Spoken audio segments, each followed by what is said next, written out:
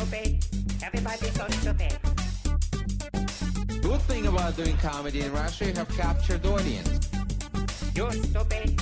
Everybody's so stupid. Comedy History 101. Showing a little love. Show hands. Coming up. Hey everyone, welcome. What you just heard was an excerpt from the popular Japanese game show Takeshi's Castle, which originally ran from 1986 to 1990. It is considered the granddaddy of Japanese game shows. Ba ba ba. And what this is all about, I'm Harmon Leon, and this is another episode of Comedy History 101, where we dive into the history of comedy. Boom, boom, boom. And with me, as always, is... I am Scott. Not a robot voice, not a robot voice. Go on, Echo. Oh no, I was doing like a Japanese robot. Oh, like Ultraman? Yeah, and Johnny Sacco and his big robot. Is that a thing? Johnny Sacco and his so. big It was robot? like there was a guy. Whoa.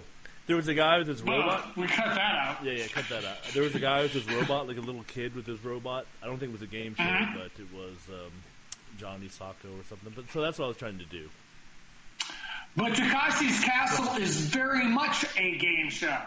And it's considered the granddaddy of all Japanese game shows. When we think of like outrageous Japanese game show, what comes to mind is like Takeshi's Castle. But that was like a whole trend that actually started. So Takeshi's Castle originally ran from 1986 to 1990. And that's where we get the idea of the crazy, over-the-top, oh my God, they're kind of falling into water a lot type game shows in Japan. And prior to that, it was just kind of like basic, a lot of quiz shows. I think the earliest Japanese game show was a game show called Gesture, which was simply charades. Okay, well that would be, that's very polite. Gesture, yeah. Yeah. You're not going to cause too much trouble with just gesture. Yeah. But then came along Takeshi's Castle, and that was the game changer. Do you want to explain like sort of the premise of Takeshi's Castle? Well, the actual Japanese title is called Attack Takeshi's Castle. Whoa! So yeah, because the premise that's the premise of this whole podcast. We learn shit. Yeah, I know. So before we get into the premise of the show, though, Harmon, I would like to do a little bit of history that kind of ties this into your comedy history about Mr. Takeshi. Because I don't know if you knew. Oh, you mean Beat Takeshi? Right, but do you know why he's called Beat?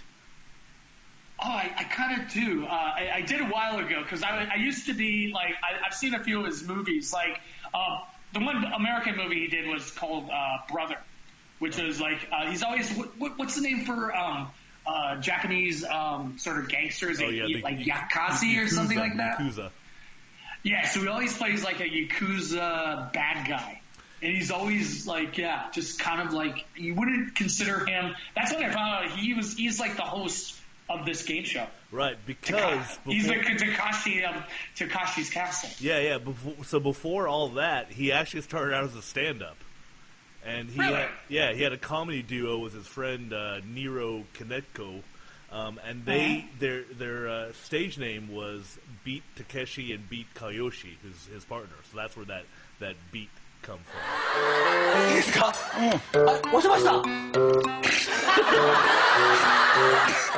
Oh, kind of like the Doobie Brothers, how they're not really all brothers. Right, exactly. They're kind of like the comedy premise of that was they're not really beats. Right, yeah, and so this is actually an ancient form of Japanese comedy known as manzai that dates back. Oh, how does that go? How does that go? Well, so what it is, it's two characters who are on stage One being a straight man, and the other Whoa! one, yeah. So Where can we learn more about that? you could turn into one of our most recent episodes of the straight man, so you could learn a little bit more about that. Yeah, so it was interesting because the way that whole kind of comedy started out is that it started out as kind of plays. They would put on these manzai plays, and in the play you'd have two people coming. They would be delivering messages from the gods. And it would always be two people, two guys, and that evolved into the straight man and the crazy guy, which is where then Takeshi picked it up. That's when they. Started. Oh wow! So we think of like straight man, funny guy as a Western concept, but then it goes all the way back to Japanese traditional theater, much like your Butoh. Yeah. And no, if I want to even go further, NOH. Okay. No theater. Oh, okay, yeah. Form of Japanese. I thought you were telling me not to go any further because there's a little bit more. No, okay. Don't go there, girl. Don't go there. His partner, however, so those guys broke up. But what happened is his partner started kind of getting really. I think on the episode we were talking about crossing the line. His partner started crossing the line a lot. How? Oh, and by the way, if you want to hear an episode on comedians that cross the line, anywhere can people go? That would be Comedy History 101 on. That'd be us once again. On iTunes. Once again, well, I wish we could say it. We couldn't really say leave a comment. Yeah, you can't really say a URL over, not like you go to iTunes /podcast 1278, It's, do they have to go to HTTPS www web. Yeah, so anyway. How did he cross the line? Hold on. Well, back to this. So Takeshi played the funny man called the Boki in Japanese, and his friend played the straight man, which was the Tushkomi. Interesting. Yeah, and so what happened is that but here's the weird thing. So apparently the guy who was doing the straight man got into trouble because he did start doing a lot of material about basically making fun of like handicapped people and elderly and children and women, and so they banned him from TV, and that's what kind of how the partnership dissolved there. Were you able to find any YouTube videos? Oh yeah, there's a couple. They're all in Japanese though. 辛いもん、こんな思いまでして見たくねえな、俺。Could you tell they're funny? Like, you can tell, like, if you watch, comedy of other countries, if they're funny. Yeah, I mean, it was interesting. Like funny presence. They're really the apparently the trademark of this kind of comedy is that they talk really, really fast. So even faster than normal Japanese, and also it comes from one of the regions. Apparently, it originates in a certain region in the country. So when you do this type of comedy, you're supposed to put on that accent. So they were kind of like being the Larry the Cable Guys of Japan. Kinda, yeah. I guess you could say that. If I have to make an interesting correlation. I guess you could say that. And before we go a little bit into the crazy game shows, just one more little trivia bit that I dug up. No, go on, dude. Okay. I didn't know this whole part. Okay, well, this is actually... This is another episode in itself. Okay, I'm taking your catchphrase. Okay, we'll have a mini episode or something. But this is actually tied into the game show, Takeshi's Castle, and that what they did was when it came out, this was 86, they launched a video game tie-in with it, right? Yeah. It was called the Family Entertainment System, which basically became Nintendo. And it was supposed to be. It's been voted one of the worst video games of all time. Like even worse than the E.T. video game, which is like totally you can find in garbage dumps. Yeah, no, this one was like. There's clips of it on YouTube, and like basically you go in. The game starts out, and you go in, you get fired by your boss, and then you can punch him. Why like that? It's kind of like an early proto Grand Theft Auto. Because you were supposed to. Takeshi, he wanted you to be able to punch everybody in the game, and the people who made the game were like, "Yeah, I don't think that's a good idea." So. Yeah, you're encouraged. That's not to be encouraged. Yeah, so that's known. Not to say another podcast in itself, but I think there's a podcast of serious actors who started as comedians. That's definitely one. Make sure make a note. Eric Bana started as a stand-up. Yeah, the weather guy. Wanting other you- guy? No, Eric Bana from he was in Chopper. Right, That was was- like his big breakout movie. Yeah, but he did, or is that him doing the weather guy? You've seen that one where he's doing Chopper? Somebody's doing Chopper as the weather guy. Is that him? No, that's this guy who's in all the Australian comedy festivals. Okay, yeah. So no, that's the guy who's like tours around Australia and has an act being Chopper. Oh, okay. So Yeah. No, Eric Bana was in what's the one like Munich, that movie. Oh, that's right. Yeah. Yeah, and that's not very the movie funny. about Chopper. Yeah. Yeah, Okay. yeah. But he was a comedian. But we'll put that on the back burner. Right, But we'll Beat Takeshi was like I think he's like kind of like one of those guys like Christopher Walken's. Like when you like Christopher Walken's originally known as the like screen baddie, but Right. then when you find out that he's like prolific at tap dancing. Yeah, I know. Then you. And not to say nothing's wrong with tap dancing, but it's just kind of started like Beat Takeshi like started in comedy. Right. Yeah. No. I'm saying they're versatile. Versatile is what I'm saying. Yeah. He was also in. I didn't realize he was the bad guy in the David Bowie movie, Merry Christmas, Mr. Lawrence. He was Really? Yeah, Wow. he was like head of the Japanese POW camp. Yeah, he's a good actor. Like the movie, it was about like L.A. Japanese gangs, or I think drug gangs. The brother it was called. Okay, well we'll check it out. Came out sometime in the 2000s. All right, well he's won a few movie awards too, so he's Yeah, he's a good actor. But let's backtrack when he had his own castle. Let's keep talking about the castle. So, what do you? I think of the clips that we've saw, we're gonna have to just kind of visually describe them here because unfortunately our listeners won't be able to see them. But on the Takashi's castle, I mean, the premise is pretty simple. I mean, everybody's familiar with it, and you've probably seen clips of it because, like you were saying, they redubbed it. Yeah. So, just before we backtrack a bit, it was like the first huge Japanese TV show that like kind of broke out worldwide. It got like syndicated to like 30 different countries, and then they redid it like in the UK and also in the United States, where they essentially just bought the TV show and just had like English speaking announcers, butcher like some of the words and do like funny, I'm putting funny in quotes, funny Right. commentary. Right, yeah. So, but it's like, it's an easy premise because it's just, I think what I gather from Takashi's Castle is it starts with a mass amount of people, like 100 contestants or so, and then it gets whittled down to like the final like 5 or whatever. Mm-hmm. And I think the premise is like they have to storm the castle Right, yeah, by going through these series of crazy sort of contests that sort of very much degrade them. Yeah, that's a theme. That's a theme we're going to get into here. Yeah. And much like on there's like this Canadian TV show, like You Can't Say That on Television or something, where all the contestants always end up getting slimed. Dude, that was a kid's show. Yeah.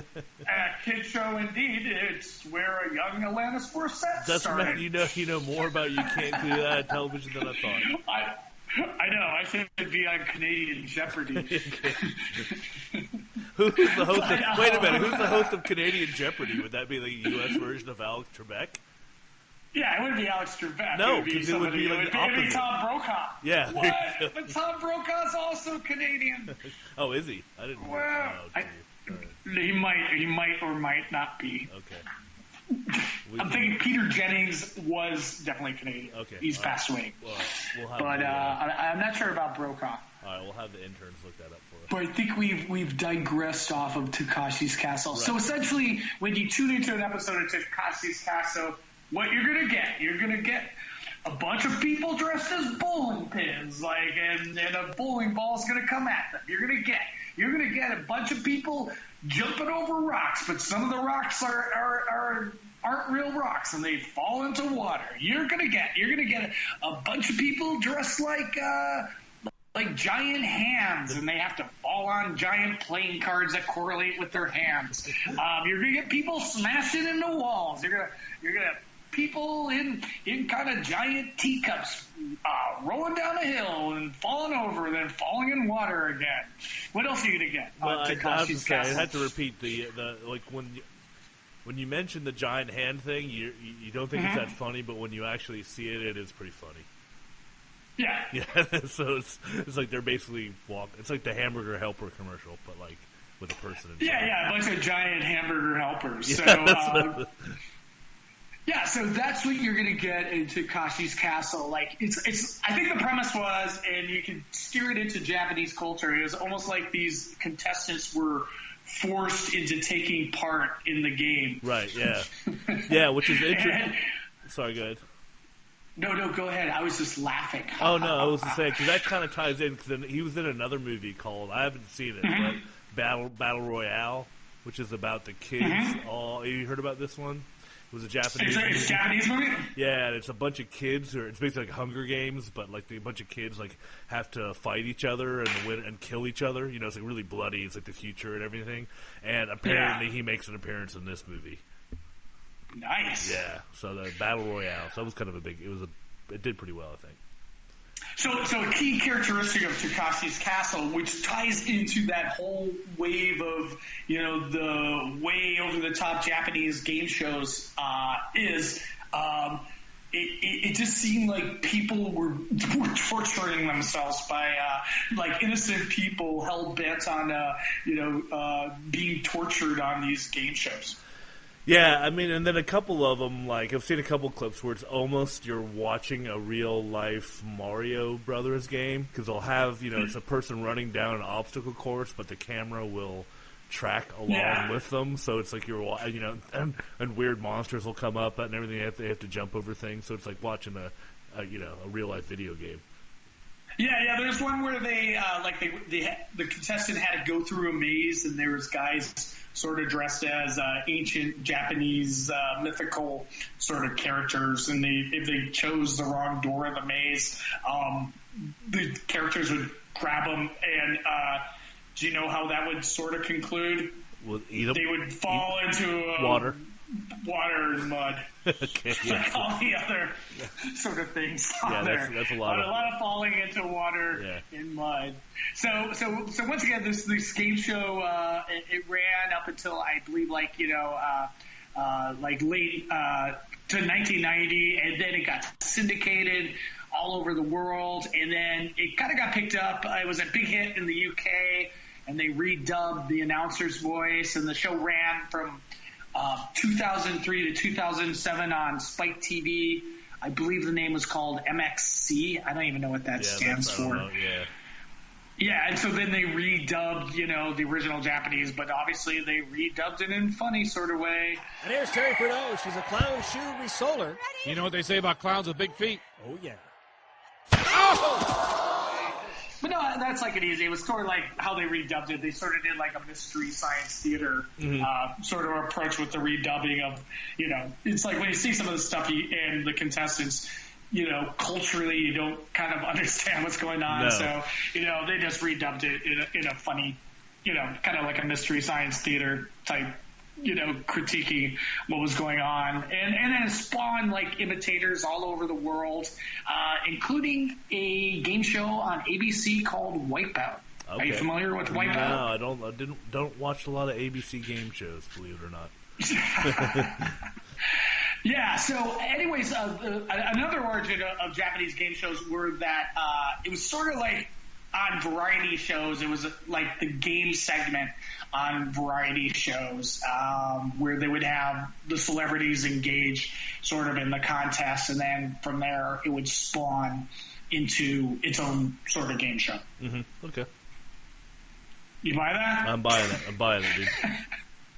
So once again, that was like when you consider, the crazy Japanese game show where once again, let's restate, it looks like just innocent people forced into this where they're sort of being tortured or held hostage to run through these series of ridiculous sort of schemes where they're falling down a lot, sort of like looks like they're getting hurt a lot. Yeah. I mean, like jumping across the skipping stones, and some of them looked like they were actually in pain. Well, I mean, we'll get to that. Yeah, we're going to talk about that in a little bit, aren't we? Yeah, because there's a couple of these. Yeah, what do you think? Just long legal disclaimer they had a sign appear on there? Or, I don't know. Or do you think they're hamming it up? I don't know. Well, there's a couple where the pain looks pretty obvious, pretty real. A couple of the other shows that we'll be talking about as well. Yeah, so that from there, that's so again, that's what spawned. When we started thinking of the over-the-top Japanese game show, and the next one again, there's another type of Japanese game show where you think of just weird, bizarre.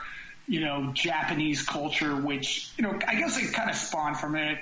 It was, okay, I'm just going to butcher the name of it. It was a comedy duo that called themselves Downtown, and it was a show called Downtown no Gaki no Tuzaki Ya. I'm not, can you help me on that? No, one? you know what you can do is you can plug that into Google Translate and have it pronounced and record that. How about if you do that?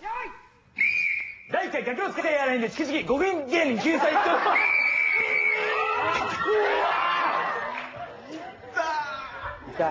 It was a comedy duo, so if you type in in YouTube crazy Japanese game show, this would be like one of the first entries that comes up on YouTube. So they were kind of like, they were a comedy duo. They went by the name Downtown, but probably that's the English translation of it. And they would just have these weird segments that were just contestants would simply be punished for getting the wrong answer. And any interjection in there? No, I was just going to say, in this game show, this was one of the ones I was mentioning where the punishment for a wrong answer was particularly painful. Yeah, so they had to go through these physical games. So again, I think we're the segment of the podcast where we talk about our favorite Japanese game show moments. Okay. And on this one, one of my favorite, I don't know if we call it favorite. It's just fucking weird. So they had maybe 5 contestants, and each of them had to do a really difficult tongue twister, and they're standing up. And if they got the tongue twister wrong, the host would activate this machine they call the penis machine, and if they got the tongue twister wrong, they would be socked right in the testicles. Okay, yeah, which does look a little painful. Yeah, so that's another moniker of your crazy Japanese game show. You get an answer wrong, you get booted right in the nuts. Right. Yeah. Okay. That was a good one. That was a good one. So again, downtown no Gaki no Kohushi ya Arindi. Yeah. How about you? What are some of your favorites? Well, I will tell you. So this is one that I found also on YouTube, and apparently it's called the game show is called. Okay, I hope you're sitting down for this one. The game show is called What's in the Box. Which is pretty much exactly like it sounds. So there's a box that's facing the audience that the contestants walk up behind the box and put their hands into it, and basically, as the title says, they're trying to figure out what's in the box. So it's always what would you get? Well, on the team that on the couple clips that I watched, so it's usually always seems to be a team of Japanese schoolgirls, right? So they're all, if you can imagine that, and the team stands in front of the box, so they can all see what's in the box too, as well as the audience. And then the contestant, she's putting her hands in the box, one on each side, and then she's trying to reach around inside to see what it was.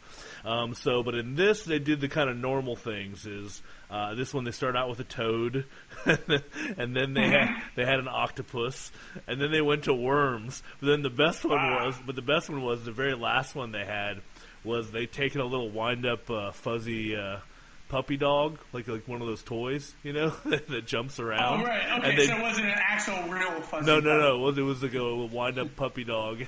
They put that in the box, and the girl is freaking out so bad because she doesn't want to touch it. And every time she does touch it, she just starts screaming because she's not quite sure what it is.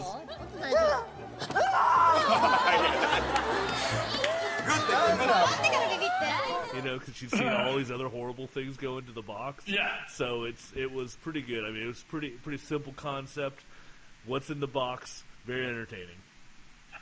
So wait, once again, so you can see what they're touching, Yeah, like you the can glass see what's box? in the So box. the audience would Audience can see. Oh, so that's part of it. So there's no reveal. You're just seeing it firsthand, and you're seeing the reaction. So yeah, they're thinking, oh, that's not so bad, and then it's like, it's a handful of worms. Yeah, but it's like, oh my god, I'm freaking out. Yeah. It's a fuzzy puppy. Yeah, that's puppy. kind of funny. And then it makes it funny because like this by that time because it's like each girl from the group goes up, right? And so like, by the time the last girl goes up, she's already seen all these horrible things that have been in the box.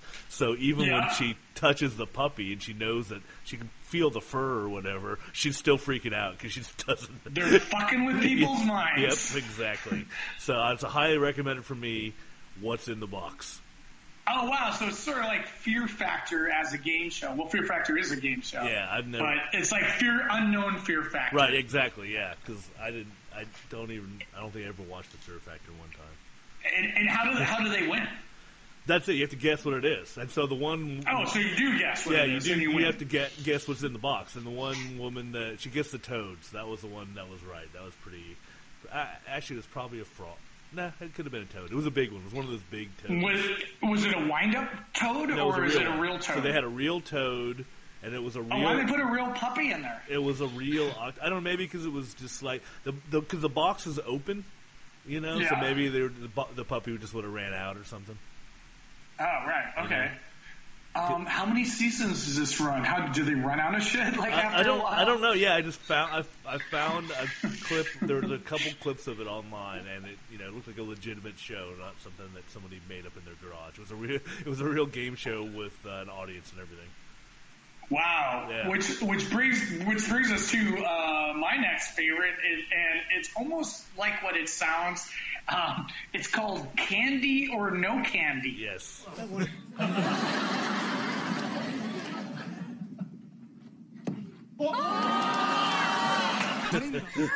So basically, contestants have to bite into something and determine if that something is candy or not candy. So the clip I saw, they would put like a shoe in their mouth, and they have to take a bite to determine if it's like a candy shoe or real candy. Because there's a Japanese art called, and again I'm going to butcher this word, sakakuru, where confectioners create candy looks exactly like everyday household items. So on Candy or No Candy, the one clip I loved was they had to bite into a coffee table. Yeah, I saw that one. Yeah, that was. And you think, oh, what are they doing? But it turned out to be a chocolate coffee table. Yeah, there was. And it looks exactly like a coffee table. It looks really good. The one was the one I saw there was the one where the guy bit the doorknob, and you could there's that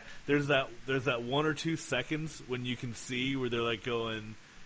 Where they realize it is candy. They get the sense of joy on their face. Yeah. But in other occasions, they could bite into a doorknob or a table, and it could actually be wood or glass. Yeah, and then it's not candy. And again, I don't know how much legs that series has, but the 5-minute clip I watched on YouTube was really entertaining. Yeah, no, it was actually pretty good. Yeah. Yeah. So and again, it was like one guy had a menu and he bit into it, and it was actually just a paper menu. Yeah, and then the guy was he was trying to eat a clothes hanger, and then he realized, and then they sit there with it in their mouth, and they're just kind of looking at the announcer, and so they're going, that's not candy. Yeah, did they have one where a guy bit into a boot? It was a boot, and then they had another contestant bite into a shoe, and it was a candy shoe. Oh, okay. Candy shoe. Candy or no candy, which brings us to your next favorite. My next one it's kind of a takeoff on the Jackass TV show started over in the States called Silent Library. And this also started out as a segment on Downtown no Gaki no Tesuka ya Harende. But it soon you didn't butcher those words at all. We're gonna put that into the Google Translate. But like our other game shows on here, it was so popular that they spun it off into its own TV show. And it's basically like I said, it's like Jackass, but it's in a library. And the thing is, if you do a stunt in the library, what do you have to be?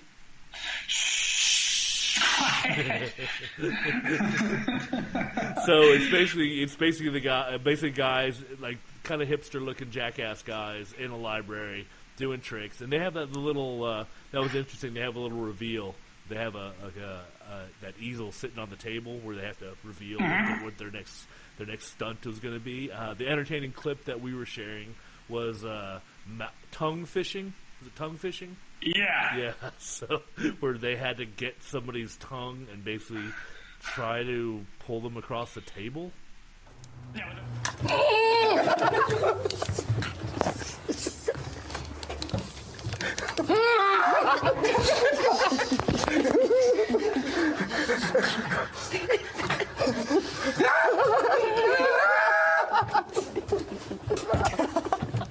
with a fishing pole. Yeah. But what was it? Yeah, it looked painful. Yeah, I know. That was like, but shh. Yeah. So the funny part about that clip is they're in an actual library, and surrounding the main players are actually students studying. Yeah, so so silly. Yeah, so I think MTV actually picked it up. And, oh, really? Yeah. Okay, so we can. Yeah, I think. I don't know, like from what I read, it might have called Dewey Decimal System, or maybe not. I think they just picked up and called it Silent Library. I don't know. Do we have to research everything here on Comedy History 101? No, that's for the kids. That's what Google's for. And that's our other podcast. That's what Google's for. But yeah. So anyways, it was really funny because it was really painful because his tongue was being reeled in via a fishing pole, but he couldn't make a noise. Yeah, because that's the premise. He's in a library. Yeah, I mean that. I think that's the. I've kind of noticed that we're going to see that in a couple of those. So apparently, what's this called? The game show Downtown. That's the origin of a lot of these shows that were some of our favorites here. Oh, from the comedy team Downtown's. Yes. Let's just call it the comedy team Downtown show. How about that? Yeah, sure. Okay. All right, fair enough. Which brings us to my next favorite. Is simply called Orgasm Wars. So the premise of this is a straight porn actor has to try not to bring himself to orgasm while a gay man named Takura tries to bring him to orgasm.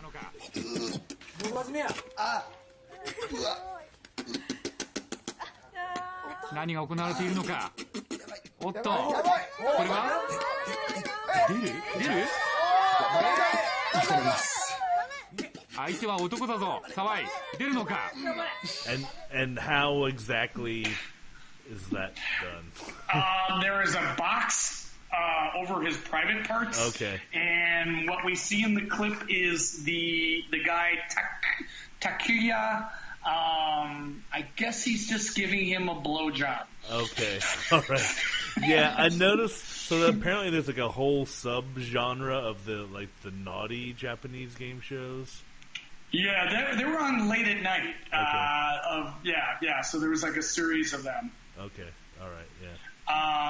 But I think you would think, oh, is this a lot of shows like this? No, they actually got a lot of sort of complaints from various organizations. Okay, well, fair enough. All right, so yeah. it didn't last. But the clip was pretty funny. Yeah, it didn't last too long. Yeah, okay. So, there's like when you see, because he's, I guess, simple comedy premise. The gay Japanese man is also very overweight. Okay, oh boy, all right. So, and then comedy mayhem ensues. Okay, I get it. Fair so enough. it's kind of like professional wrestling in a way, but with a blowjob. Okay, all right. Well, fair play to them. Great individual concept. Again, I don't know how much legs this series would have. Yeah, I think that's kind of these things aren't built to last. Not like Takeshi's Castle.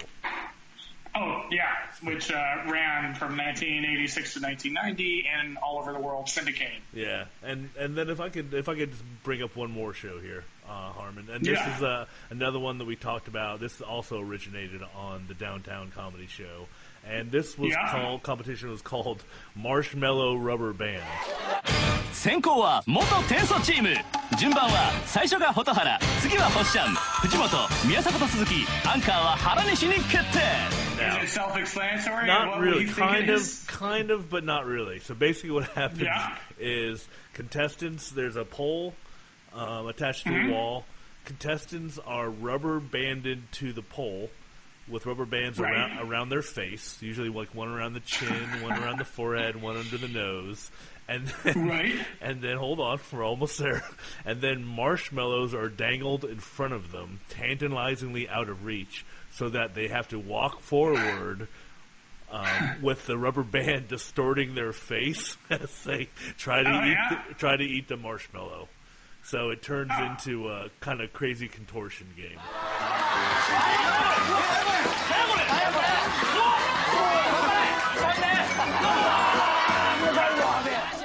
Oh, right, okay. Can they reach them? Because I'm thinking they have rubber bands on their face. Do they snap back if they can't reach it? Yeah, so it's like big kind of rubber bands, not like your normal rubber bands, and it's just it allows them. They can walk away from the pole for a certain amount, and then if they miss the marshmallow, it pulls them back. But I guess it's taking a certain amount of strength, to reach the marshmallows. So, but probably practice. Yeah, I get the funny part. This was kind of not one for podcast universe, but the funny part is the way the people's faces get distorted as they are walking towards the marshmallow with the rubber bands over their face. And so this came out in 1989. Yeah. This game show. Yeah. It's part of the Downtown Comedy Hour. I see. Yeah. And what was your reaction from watching the video? I was crying. I was laughing. So it doesn't sound, like I said, it doesn't sound funny. You just have to watch because it's just, if you've ever seen anybody take a rubber band and put it on their face, it's kind of funny. If you think that's funny, you're gonna go nuts over this show. Yeah. There's that trick and taking just regular like Scotch tape and like taping your face. Like the tape is always like a. Yeah. or League of Gentlemen. That's how they like contorted their face, in the local shop. Right, like when they were a sketch group, they would just do it with tape. Yeah, okay, that'd be awesome. But and which brings us to my last favorite is a show called, is it Torre or Tor? Okay, yeah, that one, Torre. Yeah, Torre. Let's go with that. Yeah, so this is just weird. So contestants have to solve puzzles or answer riddles while slowly being mummified. Yeah. マスオさんじゃなくて5、4、3、2、1 So on the clip I saw, it was just this woman. She's answering questions, and this machine slowly just wraps her in gauze. And I guess she has to answer all the questions or riddles before she's completely mummified. Yeah, and it's like kind of part game show, kind of part weird Japanese fetish. I think. I mean, it's one of those. It's one of those like industrial box wrappers that they're using. That it's dispensing all the gauze. It's like it just So it just I didn't know how this was going to work when you were talking about it, but so it just they ask the questions, it'll wrap her. I think it automatically just starts at her feet, right? It wraps up down there, and then the kind of cool thing I thought was the CGI mummy who would ask questions there, wearing sunglasses. Yeah, it's just weird. Yeah. I don't know. Like, again, like, how would you, if you lived in America, like, pitch that to a network? I know. It's like, that's not going to fly, dude. Yeah. So, again, I think just a lot of these come out of, like, Japanese culture of, kind of like making yourself look as ridiculous as possible, which is sort of out of the norm of Japanese society. You know, again, I've been to Tokyo and you just see, like, at night, like, your Japanese businessman, pretty straight-laced, straightforward, but then when you go out and you look around, like, the karaoke bars at night, they're completely shit-faced and they just don't give a shit, because they're out with the group and they just, like, let loose, and that's sort of out of the norm of, like, your 9-to-5 sort of society. Okay, all right, I can see how that fits in. Yeah. So, anyways, what it said here was like, so the game show cliche, it once ruled the airways, and then they got into some trouble. Not a lot of trouble, but some of the Japanese people were outraged by them, like human rights groups, broadcasting human rights groups that complain, this like sort of torture-ish game shows. And so again, a lot of groups protested on these like sort of punishment games or these sexy late night game shows, and then they protested like to tone it down. And then came such boring shows like Who Wants to Be a Millionaire, which ushered in a new age of Japanese game shows that remains today. So it's kind of like now, instead of like average citizens being tortured, the game shows are largely, celebrities as contestants. Right, yeah. Just kind of like back to that, like you were saying, that Who Wants to Be a Millionaire was pretty big for a while. Yeah, it's just kind of, so this is basically, when would you say would have been the heyday for these type of shows? Well, it seems like, Takashi's Castle is 1984, and I believe, through the 90s probably. Mm-hmm. And then just kind of died off with the Regis Philbin. Yeah, so it said here by the year 2000, the punishment game and the sexy late night programming had drastically toned down. Oh man, okay. So 1984 to about 2000, that was your kind of golden age of wacky, over the top Japanese game shows. That would have been the time to have been there, man. That would have been the era. Okay. So I think we kind of wrapped it up. We've gone to the granddaddy of, Japanese game shows, which is Takashi's Castle, and, brought it through the wacky era and some of the wacky highlights of the history of Japanese comedy game shows. Actually, yeah, we did, and we actually did manage to squeeze some comedy history in there as well. So we weren't, this isn't just a listicle.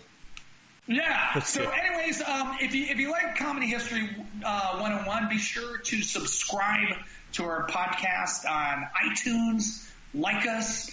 Leave a comment. If you leave a funny comment, we'll read it. That's just so simple. Yeah, that's just leave a funny comment, and we will read your funny comment. You could make comedy history yourself. We need some more comments. We have like 2, and I wrote one of them. No, you don't say or that. Maybe I didn't.